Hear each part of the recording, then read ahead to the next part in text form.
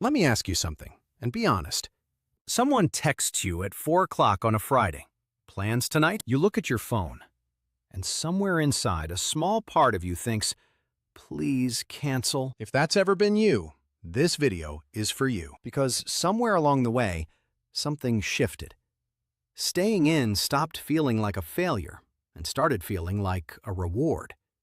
A night on the sofa is no longer the consolation prize. It's the prize. But here's the thing.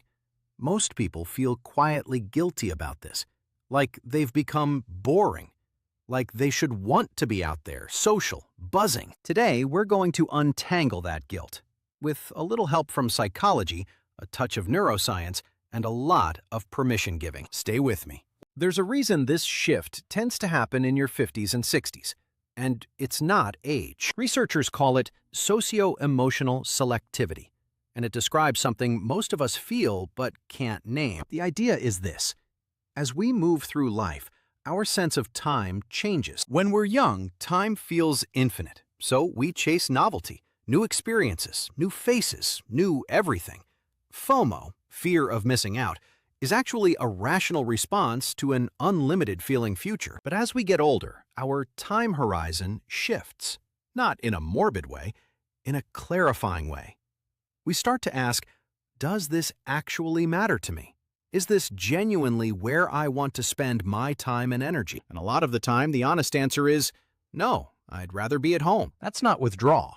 That's wisdom. Research shows that older adults consistently report higher emotional well-being than younger adults, despite doing less, socializing less, and having smaller social networks. Smaller, but deeper. Quality over quantity isn't a consolation. It's an upgrade. Now, I want to make a distinction here because it matters. Solitude and loneliness are not the same thing. Loneliness is the feeling of being disconnected, wanting connection, and not having it.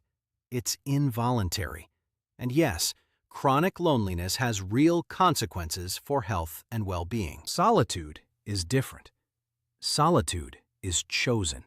It's the deliberate decision to be alone and to enjoy it. Psychologist Esther Buchholz spent decades studying solitude and argued that our culture seriously undervalues it. She called it the alone drive, a genuine human need for inner quiet, as real as the need for connection. Research from Harvard's Adult Development Study, the longest-running study of adult life ever conducted, found that it's not the quantity of social contact that predicts happiness and resilience.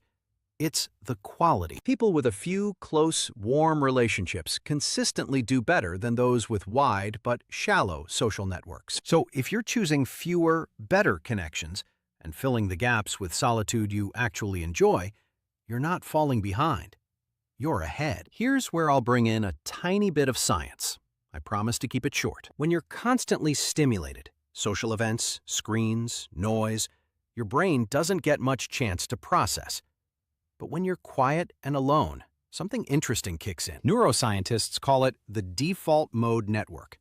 It activates specifically during quiet, undirected rest. This is when your brain consolidates memories, processes emotions, makes connections between ideas, and does what psychologists call meaning-making, the work of understanding your own life. In other words, the time you spend pottering around the kitchen, staring out the window, or lying on the sofa with a book, that's not wasted time.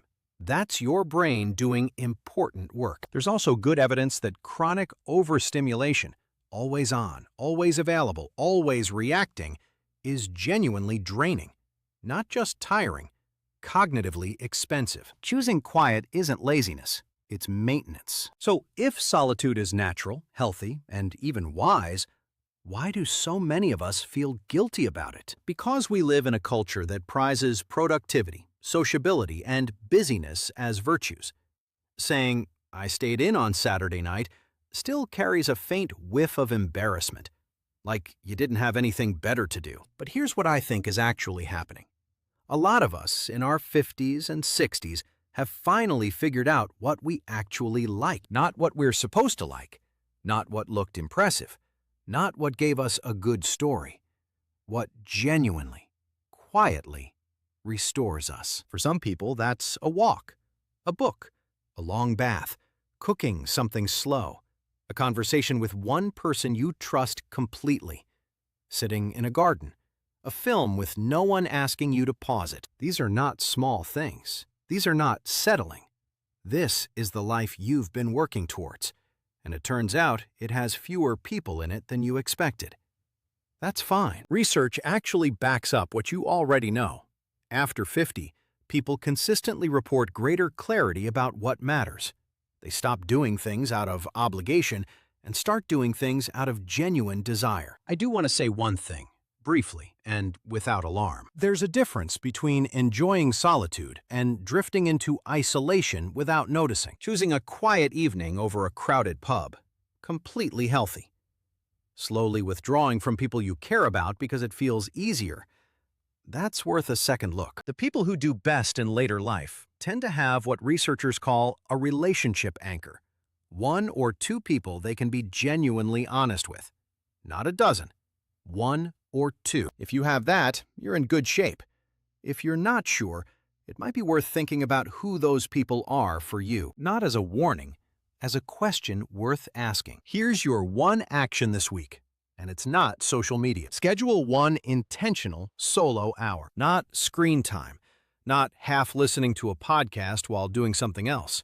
A real, deliberate hour of the thing that genuinely restores you, whatever that is. Read, walk alone, cook, sit in the garden, work on something with your hands. Take a bath with the door locked, and when you do it, notice how you feel afterwards. Not guilty, not lazy, restored. We spend the first half of our lives trying to be everywhere for everyone all the time. There's something really worth celebrating about reaching an age where you know exactly where you want to be. And it's somewhere quiet, with good coffee, and absolutely no obligation to be entertaining. If this landed for you, share it with someone who also canceled plans this weekend and felt relieved. They need to hear this too. And if you're new here, Sharp After 50 is about living well in the decades that matter most. Subscribe, and I'll see you next week. Stay sharp.